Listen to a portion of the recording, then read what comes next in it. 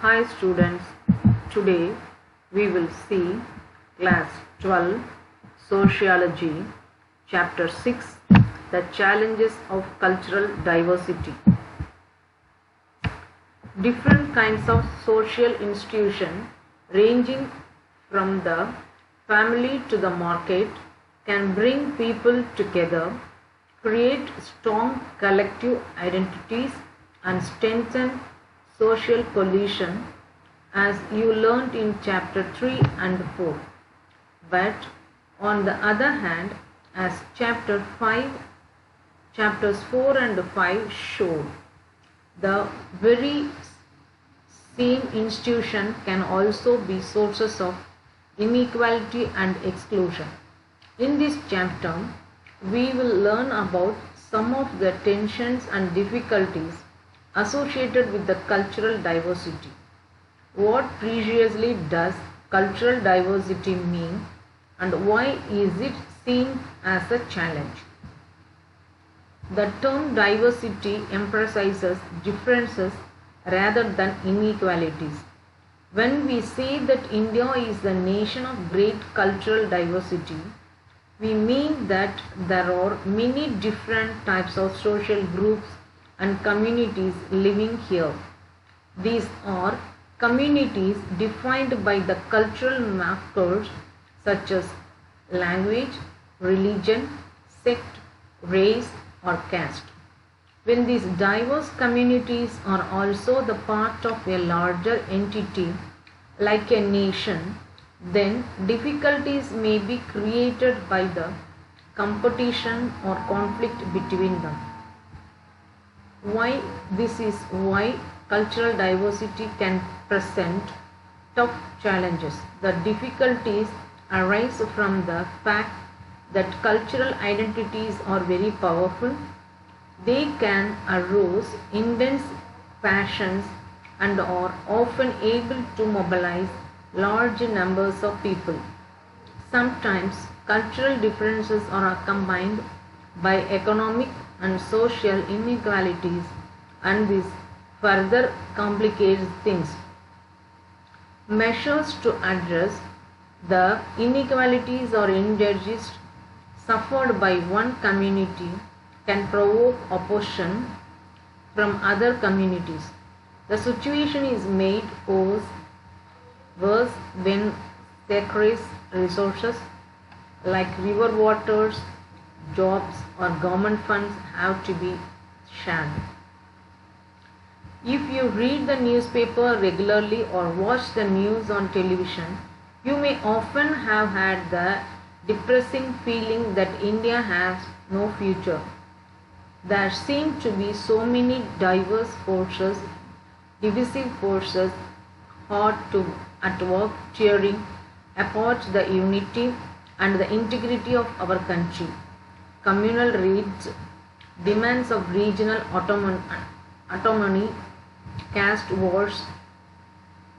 You might have even felt upset that large sections of our population are not being patriotic and won't seem to feel as intensively for India as you and your classmates do.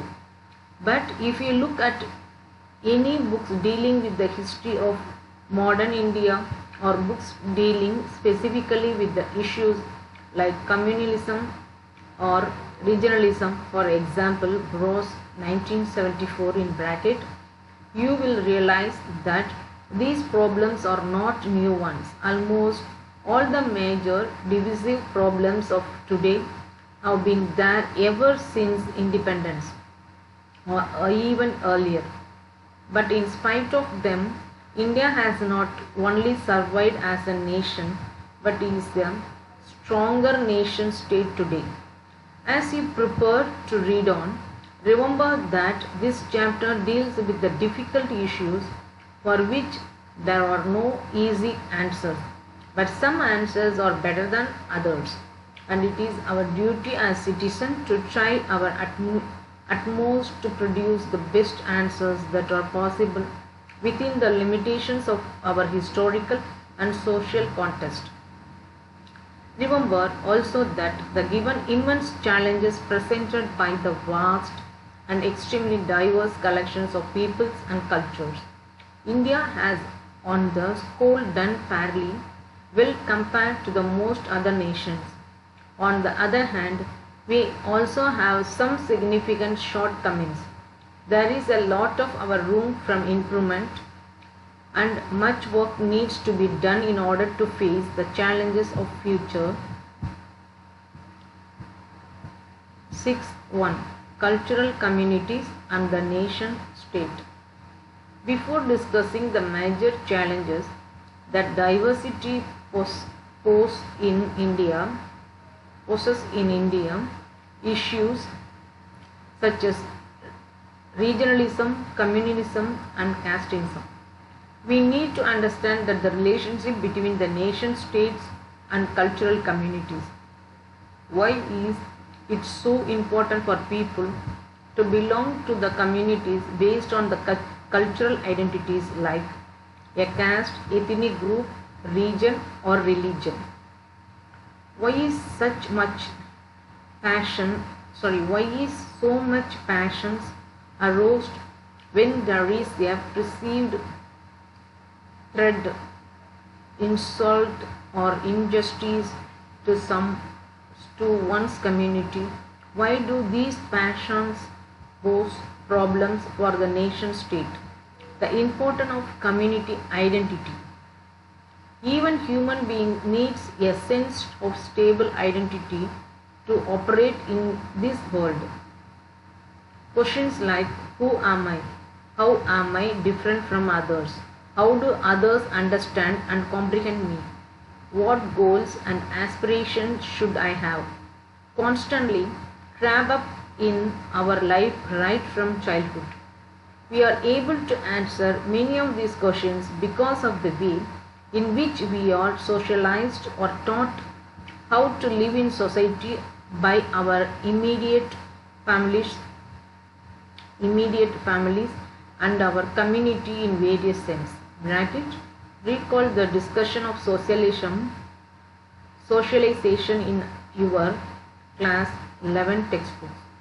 The socialization process involves a continuous dialogue, negotiations and even struggle against the significant others those directly involved in our lives, like our parents, family, kin group and our community. Our community provides us the language mother tongue and the cultural values through which we comprehend the world. It also anchors our self-identity. Community identity is based on birth and belonging rather than on some form of acquired qualification or accomplishment. It is what we are rather than what we have become. We don't have to do anything to be born into a community. In fact, no one has any choices about which family or community or country they are born into.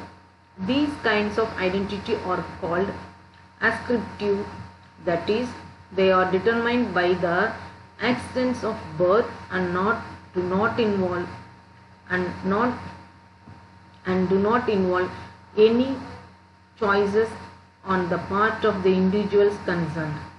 It is an odd fact of the social life that people feel a deep sense of security and satisfaction in belonging to communities in which their membership is entirely accidental.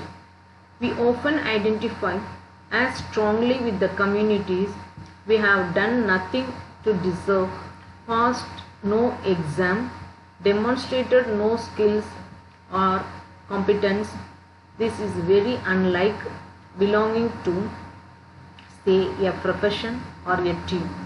Doctors or architects have to pass exams and demonstrate their competence. Even in sports, a certain level of skill and performance are a necessary precondition for membership in a team. But our membership in our families or religious or regional communities is without preconditions, and yet it is total. In fact, most aspirative identities are very hard to shake off. Even if we choose to disown them, others may continue to identify us by those very makers of belonging.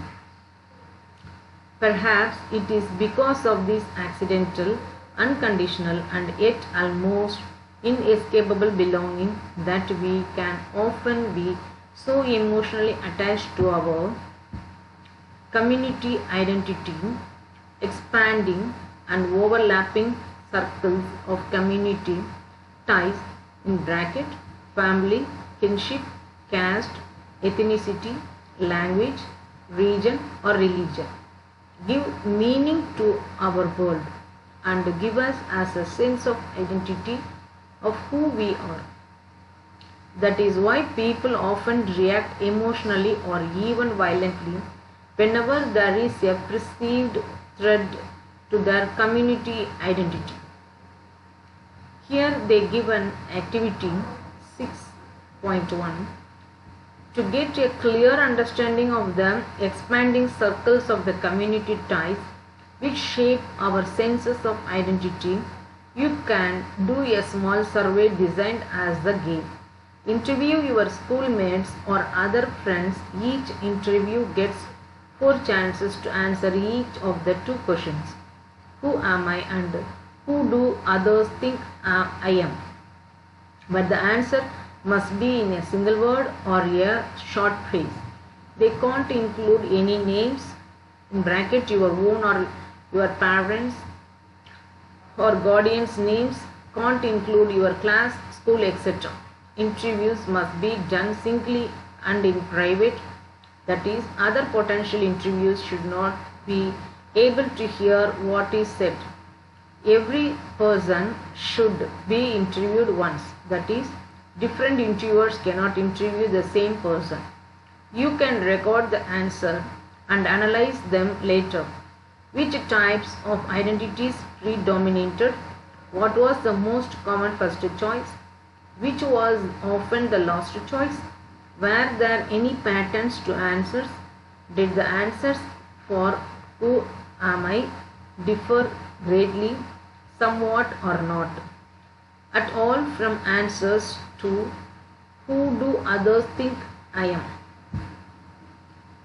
The second features of ascriptive identities and community feeling is that they are universal.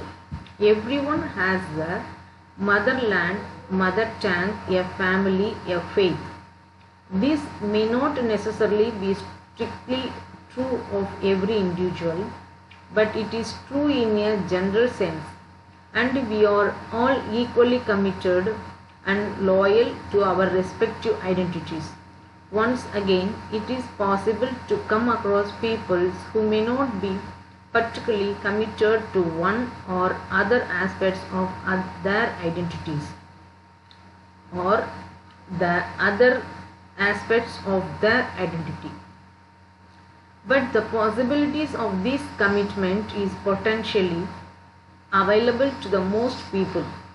Because of this, conflict that involve our communities in bracket whether of nation, language, religion, caste or region are very hard to deal with.